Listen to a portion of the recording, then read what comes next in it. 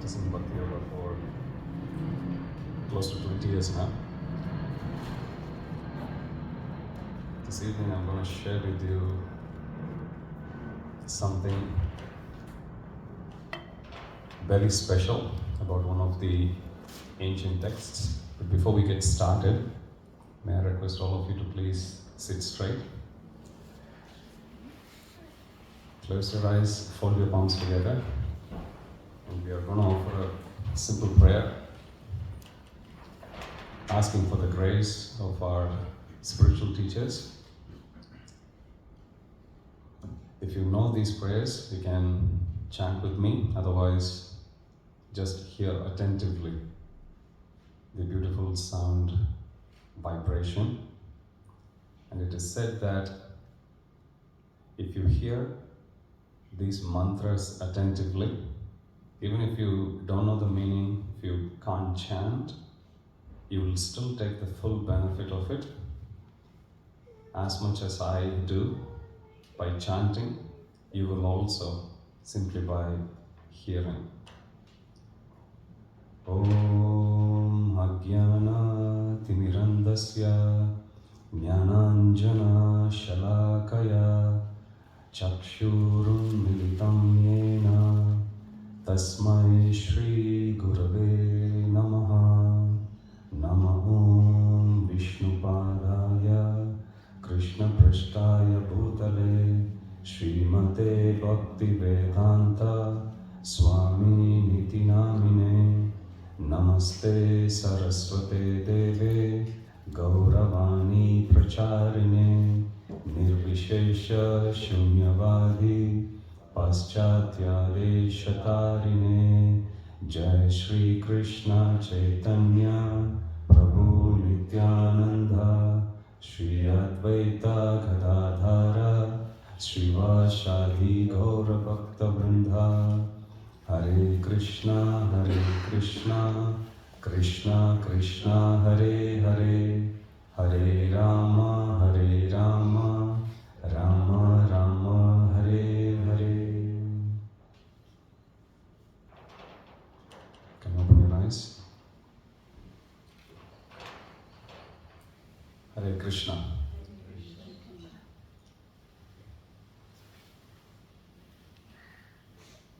Today we are going to briefly discuss about this beautiful text known as Srimad Bhagavatam. These two are Sanskrit words. Srimad means the most beautiful. Bhagavatam means the text that describes about the most beautiful person. We call him Krishna. Krishna literally means the most attractive person.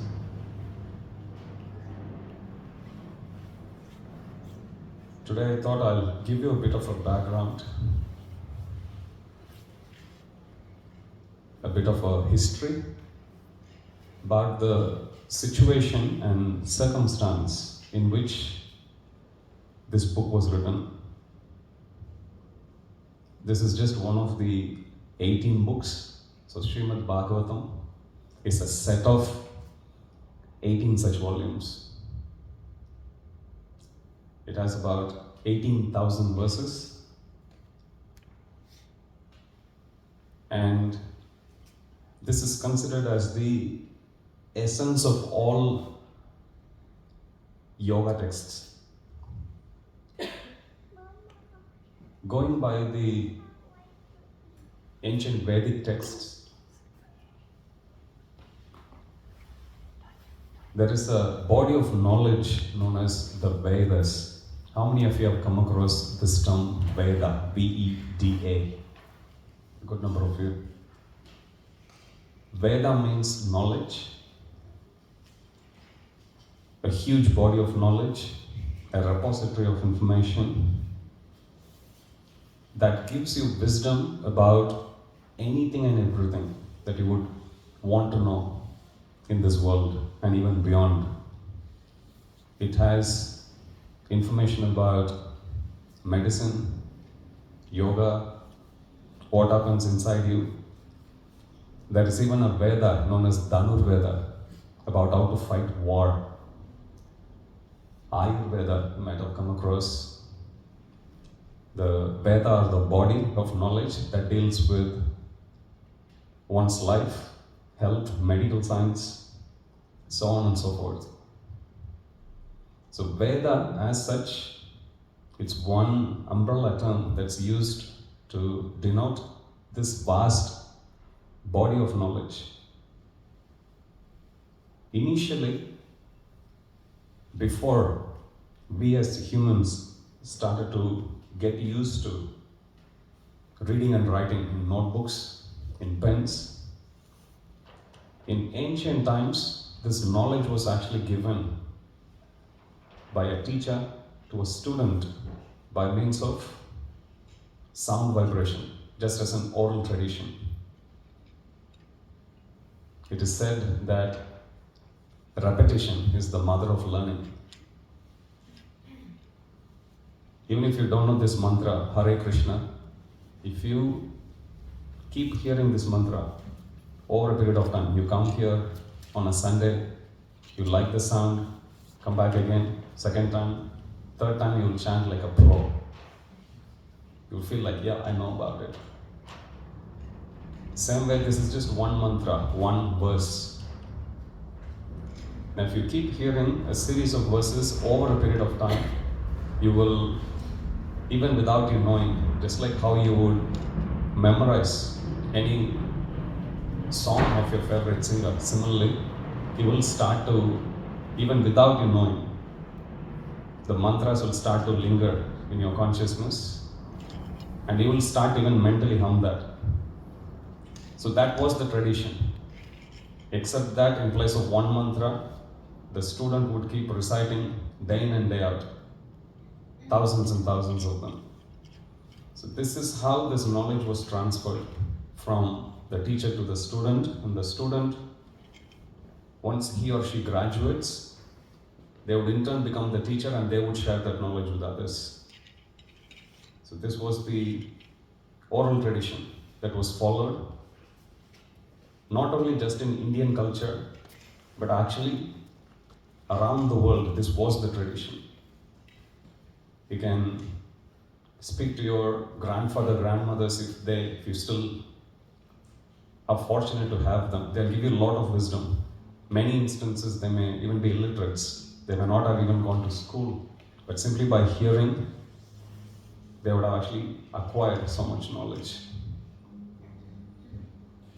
So until 5,000 years ago, this whole book of knowledge was given as an oral tradition. As I said, Vedas as such, they comprise knowledge of different field of study.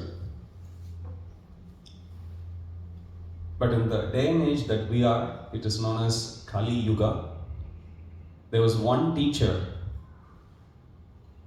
who heard this knowledge from his teacher, and he thought,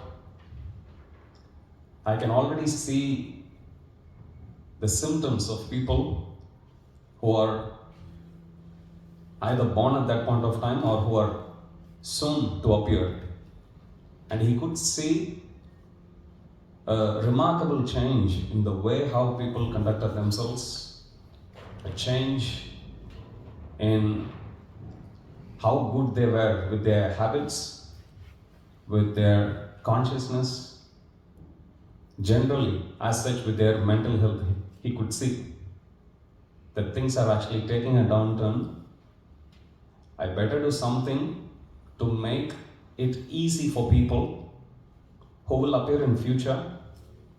So the same knowledge which took them years and years and years to even read, memorize, what to speak of assimilating that knowledge and putting that knowledge into practice.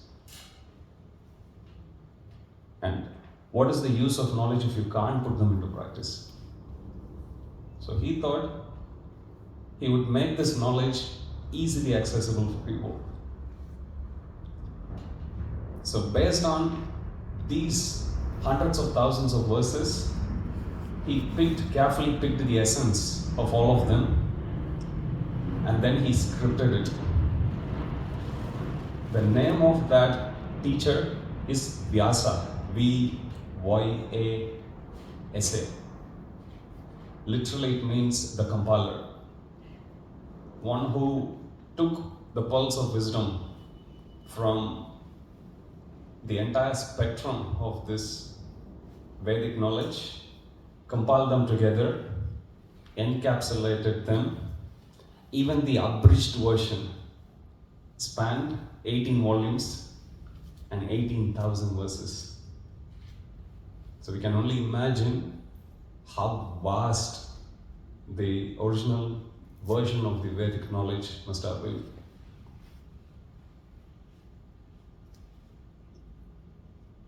The background, how he concluded that this is the way to go, was he wrote a lot of commentaries on each one of those texts. He wrote supplementary study guides as well, thinking these will actually make people happy. He wrote 17 different volumes of 17 different texts. And finally he concluded, whatever I have done so far, they are all just the draft version of what will bring the ultimate good for people. And he decided, let me give the essence of the essence of the essence in one single set of books, and that's how this set of books were born. Now, normally, in our day and age, if you show a book of this thick size to people instantly would be very encouraged to get a set, and they would want to open and read, correct? First time when I visited the temple, that was in, I think, 2005. There was one lady sitting in the reception, and she asked me, do you know Bhagavad Gita? How many of you know Bhagavad Gita? At least heard about it? Yeah, most of you. I said very proudly, I come from India, I know. And even before I realized, I was already in the trap. She said, like, fantastic, you know Bhagavad Gita? I said, like, yes. Then she told me, would you like to read the postgraduate version of Bhagavad Gita? Now I can't go back, right? I said, like, yes. I thought she's going to give me one book, and she brought a whole box of books. And she gave me my first feeling after holding that in my hand was, of course it was expensive, but I got scared. How am I going to read this? First book, this was the first volume I opened. Trust me, for me to finish this book, it took me 10 years. That's how scared I was. Every time I would open, I would read a few pages and I'll put it, thinking that I'll open the next day. And then I would open the next month. Go through some more pages. And by the time I picked up a rhythm to actually read this regularly, I almost wasted like 4-5 years. And every single time I would think, maybe I should open and read, I would feel discouraged because the size is so big. But then I came across a quote in another yoga text glorifying about this. And there it said, I have brought the evidence for that, I'll read it out. And there it said, even if you don't read this book, if you just keep it in your home becomes spiritual and you get the spiritual benefit. I thought like, wow, I found an easy way out now. Then I just kept it. I didn't open, I didn't turn. I thought like, yeah, I'm satisfied with that, Looks like I'll get something just by keeping it. And then after some time, you have a change of mind. And I thought, if the book, if I keep in my home, if the mere presence can actually make my life so spiritual, how much more I would benefit if I open and even read a few verses. Then I start to open, and I made it a point because I experimented with reading and I realized I'm a very bad reader, and I realized the more I actually try, more I feel discouraged. Then I thought, okay, I'll give myself an exercise every day, something which is achievable and something which will give me a sense of achievement. And that was sometime in 2008, 2009. Every single day I would open the book. Whether I read or not doesn't matter. And I realized our biggest challenge is actually not in reading. Our biggest challenge is in picking the book and just opening it. Then that's all I did. I picked the book, opened for some time, closed it, put it back. I was breaking down the task down to that level. Took me a few weeks. And then I started to read. And I didn't stop. With all humility at my command, I can tell you, for the last 13 years, not a day went past without me opening this book and reading at least 10 to 15 minutes. Maximum I have read is 5 hours. Minimum is about 10 to 15 minutes.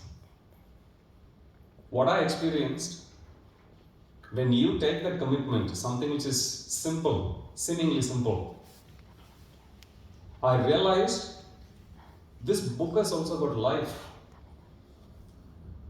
You can make a relationship, you can build a relationship with it. And the more you open yourself up to receive that help from this book, the more I realized the book is also emoting with me. And my learning and my excitement never stopped once I actually got into that frequency. And now, before I open the book, I will be in excitement. What is it that this book is going to tell me? What is it that this book is going to teach me today? The purpose of any scripture in any faith, Christianity, Islam, Hinduism, Buddhism, anything, is to help us find deeper meaning, to make us the best possible version we can be, and most importantly, to live our life to the fullest. Situation may change. Sometimes things go our way. Most of the times, things don't. But normally we have this tendency, when things go our way, we are very upbeat, very enthusiastic, and we make big plans. If I ask you this question in a day, how often do you think, wow, today everything went so perfectly, or most of the times things went perfectly according to plan? Rarely we come across such days.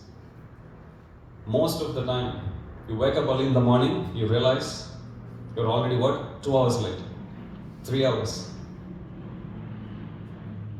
I never tire in sharing this comment made by one of my friends. He said at night time we have problem going to sleep, correct? We turn this side, turn that side, some noise little bit here, there, we are very, very sensitive. But early in the morning, no matter what position you sleep, how loud things are around you, you know where I'm going.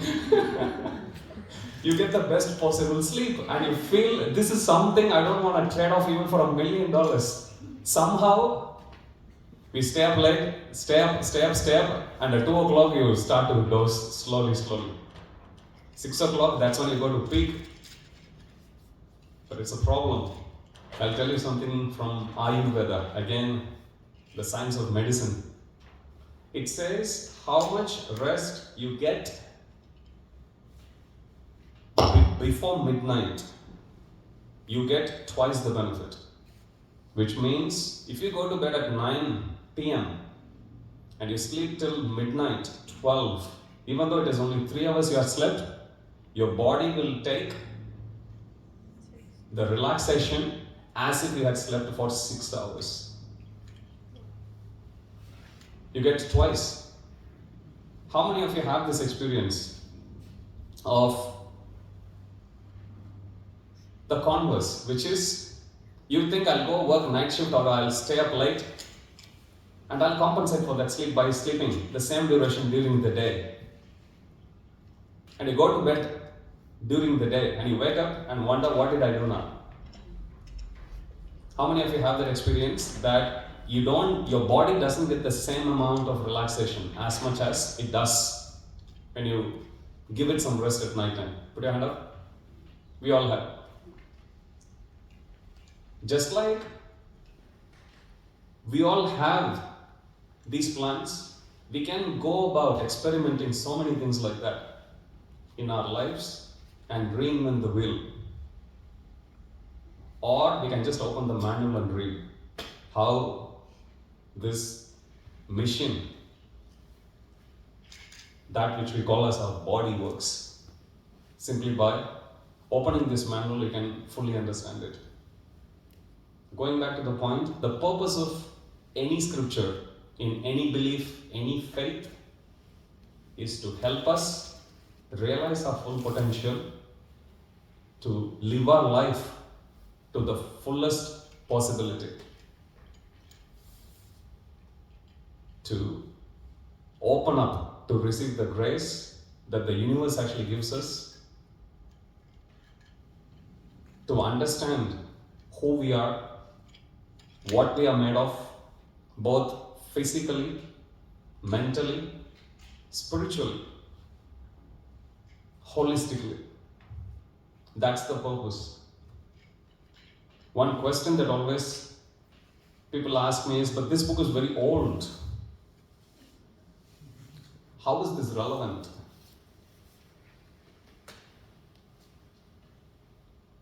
Book is old, but not outdated. Why? Our nature as humans hasn't changed at all. People in those days, take 200 years ago, 300 years ago, 500, 1,000 years. You will come across tyrannical rulers then, you will come across tyrannical businessmen now. People were jealous, are jealous, even now. Angry, now. Lusty, now. Tell me one thing which got outdated in terms of human emotions. Nothing. Humans' nature hasn't changed. And there are people who did research in that and they documented this, and that's what we call as the yoga texts. But sacred scriptures like Quran or Bible or the Gita, they are given by the same manufacturer who manufactured this body. Just like you buy an iPhone, if you want to know more about the iPhone, you flick through the pages of the manual. Same way, whoever who created this, universe created this, if you don't believe in God, perfectly fine. Nature has given us this, take it that way. Now, because the creator who created this body, it's the same person who created this as well. And you have got quite a few choices. As I said, you can either read this, you can read Bible, you can read Quran, you can read whatever that you like, whatever that suits your faith, it doesn't matter. The underlying commonality of the information that's given is the same. There's no contradiction. I have read all of them. But the detail of each one of them, they vary. Just like one may be like a pocket dictionary, another one may be a slightly bigger version of a dictionary, something else may be a thesaurus, something else may be encyclopedia. Information is the same, but the depth of information varies. The volume of information varies. So there's no contradiction in any of them as such. If you learn again to be open enough to receive the grace. Now, how do we know whether this knowledge works? This question was asked by one of disciples of Srila Prabhupada, who is the founder Acharya or the founding teacher of the Hare Krishna movement. One disciple asked him once that, Swamiji, you ask us to chant Hare Krishna. You say Krishna is spiritual person, he is God, he is creator. What if at the end of the day, all of this turns out to be a hocus pocus? That there is no such person called Krishna, that there is no life after death, that there is no bona fide path of spirituality. What if it turns out to be like that? Good question. How many of you have that doubt? Thank you. I thought it was just me. I still have that sometimes coming up. But when this question was put forth to Prabhupada, he gave a very interesting answer. He said, all right, let's play devil's advocate. Let's assume there is no such person called Krishna. Let's assume even this mantra was just a creative wordplay of a Facebook scientist. You'll come across conspiracy theorists. Somebody just made up. Let's assume. But then Prabhupada said, even in that case, you still come together, meet like-minded people, and you chant a mantra which doesn't make any sense. It doesn't matter. It can be goose, baba, anything, no problem. You still keep coming together, be with like-minded people. You still, at least during the time when you are together, you experience some change, you experience some warmth, you have a certain sense of belonging, you be part of the community. Take some spiritual food, chant, dance, and go back home, no problem. And then you keep doing it. Over a period of time, one day you will get old and you will die. Prabhupada says, what is the loss? At the end, there is no Krishna. Even people who don't do this, you will get the same outcome as what they have actually achieved as well. How many of you are with me? This, yeah, you can understand that, right? So there is no loss in this.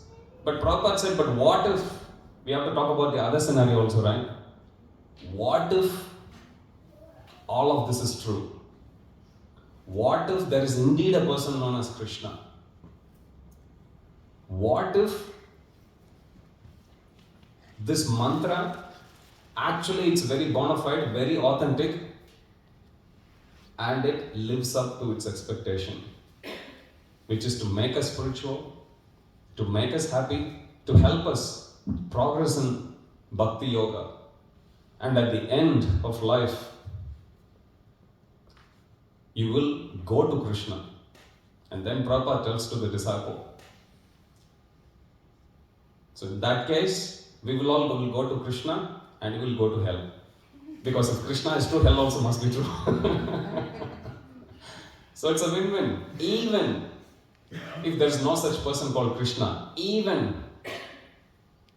this is just a creative work of some artist, still what is the loss? Same way, with this book, I told you I'll read from a quote that gave me inspiration to open this book and read. And I hope it will for some of you as well. If even a half or a quarter of a verse of Srimad Bhagavatam is kept in one's house, you don't need to read. You don't need to open. You don't need to touch. You don't even need to see it. Have you got this experience? You buy some book or something, or a new set of clothes, and you hang it on your wardrobe. And you look at them, they'll also look at you. Even this book, take it, just leave them in your shelf. You look at it, I haven't read it, that's good enough. They would also look at you. But then one day, some situation will force you to touch it, to open it, to read it.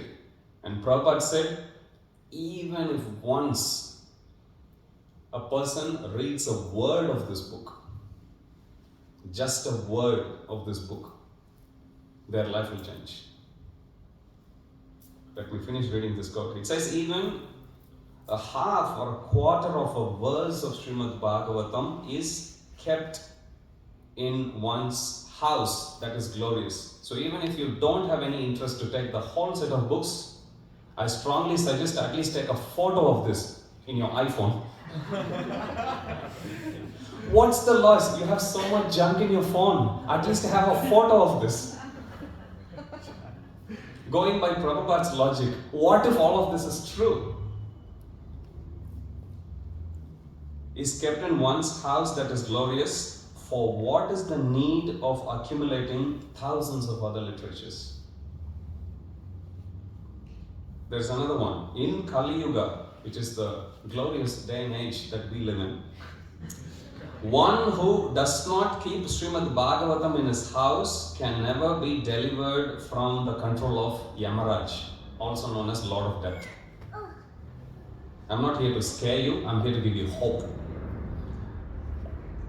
In Kali Yuga, how can one can be considered spiritual, one who does not keep Srimad Bhagavatam in his house? You see, so many quotes are there just about keeping it. And the reason why I keep coming back to that point is, this was the biggest challenge I faced. My mind was always throwing. I was once distributing a set of books in George Street, close to Town Hall. And there was one guy going to work. I waved at him, he waved at me, and I said I had a copy of Gita with me. I said interested to try? He's like, nah, if I take this, I won't read it. I repeated what he said back to him. He said, if I take this, I won't read it. I said, if you don't take this, you won't read. You will never be able to read. Then he stopped and he came back. What did he say? I said, I just repeated what you said. He said, if I take this, I won't read. I said, if you don't take this, you will never be able to read. Did I confuse you enough? But that was enough to convince him to take a copy. Many times we say even without realizing what we are saying. Another instance. This was just outside the QVB building, Queen Victoria building. I was there. One day I was going to work. I tried getting his attention. He said nah. I said you don't know what I'm actually going to tell you. He said no, I'm already happy. I said, fine. Left. Next day I went. Same spot. I was standing. He was going past me. Again I waved. He said, I'm happy. And I said, fine. Same person, same time. Next couple of days I couldn't go. I went on the third day. I was standing there. I was trying to get the attention of people. He went and I could see from the corner of my eye. He was going past me. I ignored him. I was just doing. This time he stopped. And he came to me and he asked, you didn't stop me today. I said, I don't talk to happy people.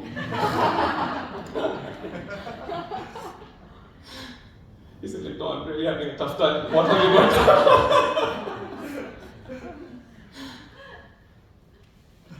I'll tell you one other interesting thing that happened. I don't like standing in one place when I'm in the streets distributing the books. I like walking. So I was one day walking from Broadway going towards Vineyard. I was just walking. As you walk past people, I love that service. You get to meet so many different people. I've heard so many rejections, so many excuses which people can give. So much so, people, they run out of ideas actually to give excuses to me, because I know there's only 200 possible ways how you're going to reject. I'm prepared for it. So I was going, and as I went close to Queen Victoria building, there is a set of stairs there next to the church, and there were a group of people, about 100 of them. I just went, climbed up the stairs, presented the book to one guy who was a student, Sydney SIM, he said, Institute of Music. I presented to him. Even while I started to present, he said I'll take the book. Then he pulled out a $10 bill and he gave me. And I thought like, wow, today is my good day. I met a very beautiful soul. And one or two good experiences like this will make my day. I thought like, good, I had a very good day today. And then when I thanked him, I was about to get down the stairs. Then he said, wait. I took this book not because I'm so interested in buying this book. I took this book because I want to know the truth. I said like, so what's your question? He said, I stood here about 2 weeks ago and one of you guys came here, walked straight to me, asking me to take the book, and I declined at that time. And today you came here, there are about 100 people. How are you guys picking me out of this crowd? How? Initially I was just playing joke with them, we are monks, we can read your mind and everything. But actually it's no. Remember, this book has got life. This book will find its receiver. After I actually present this book in someone's hand, I always like to visualize. This is again one avatar of Krishna waving at me. Bye bye. Little kids, when you take them to school, depending on whether they like it or not. I remember for my first 2 years in school, my parents have to carry me. I'll be kicking and I'll be crying, telling them, no, I don't want to go. My father would hold one of my hands, my mother would be, and they would lift me because they can't actually even drag me. I will never let them to do. I hated school like anything. Is there anyone here who loved to go to school? Kindergarten, year 1, year 2? Anyone here? In my family, there was one unique being who was born in the form of my sister. Even on Saturday and Sunday, she would sit in home and cry, asking us to take her to school. And we had to take her and we had to tell her, see, the school is locked, you're not allowed. And she would go, peep in, and she would see, okay, it's locked. Then we go back again on Sunday morning, she would cry, and again we had to carry her. These books, they have life, they emote, they talk to us. If we are open enough to receive the knowledge, they will guide us and they will make the best friend of us. They never lie. They will be with us. And the more we invest our time in building that relationship, the more you will understand that it is Krishna himself who is actually talking to you. And the more you take the wisdom of this book and put it into practice, the more you will regret. You will regret, why didn't I start it early? I regretted. When I read this book first time, I thought, why didn't I open this before? It will make you to regret. I'm not doing any sales pitch here. We do have some sets which are sponsored. You don't need to pay a cent. Our community is very big. In North Sydney, we have about close to 3,000 families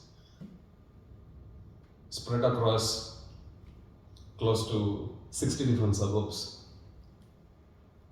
And just like you have this nice small group, we have more than 110 groups. And just like me, who have been practicing, who have been dedicating whatever little that I can do over the past, as I said, close to 2 decades, there are Bhakti yogis who have been practicing this for 3 decades, 4 decades. there are devotees, as we call ourselves, who have been practicing this for the last few years. But once someone benefits out of that, they would want to do. They would want the whole world to taste the same bliss. So what we have got is a community of devotees who have sponsored these books. If any of you like to take a set, you're welcome to meet our wonderful book distributor there. She has been standing there whole evening. So please do the honors after you have the kirtan, and I'll still be around if you have any questions to ask, or if you didn't understand anything from what I said, perfectly fine. As I said, sound, vibration works. I'll finish with one small analogy which Srila Prabhupada gives. If you have a headache, you can take Panadol. Whether you understand about the chemical composition of the Panadol doesn't matter. The medicine will work. Same way, whether you understand the mantra, whether you understand anything that you read in this, doesn't matter. Just open, see, and read in English, whatever that's there. And just like how Panadol works, this also will work. Thank you very much for your kind attention.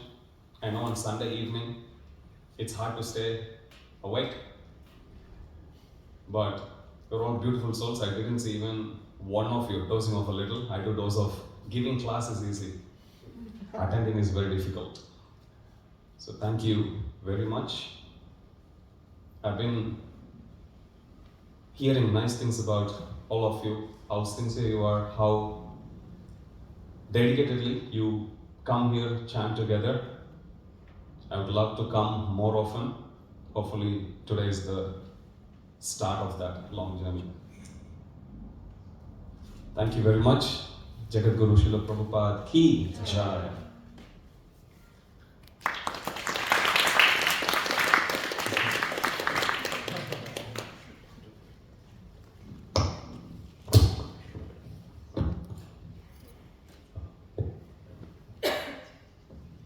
Thank you, Ghanashyam, for inspiring us, and many of you that have been coming to us